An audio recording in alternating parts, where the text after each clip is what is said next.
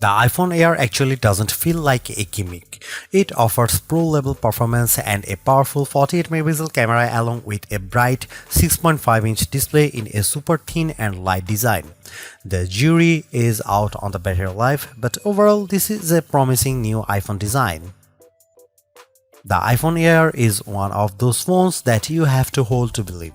It is super thin and light. It feels super sturdy in your hands thanks to the titanium design. But I know what you are thinking. What about the compromises? There's not a ton here.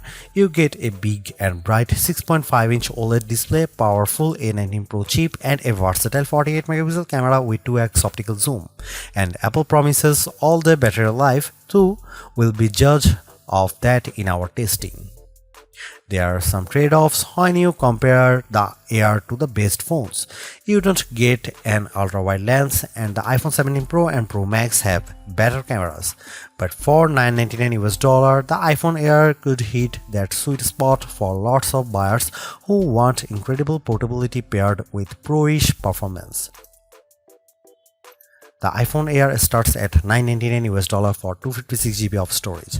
That's $100 more than iPhone 16 Plus that this model replaces in Apple's lineup. But that phone started with 128GB, so it is technically not a price hike. The iPhone Air is available for pre-orders September 12 and the release date is September 19. The iPhone Air is more than just another thin phone. It promises flagship level performance in a design that feels almost impossible. I am particularly impressed with how durable this handset feels, and I'm sure there will be lots of band tests coming out soon to put Apple's claim to the test. For me, the battery life of the iPhone Air will make or break this phone. It may not have the endurance to make our best phone battery life list, but the Air will have to last through most of your day to be worth $999.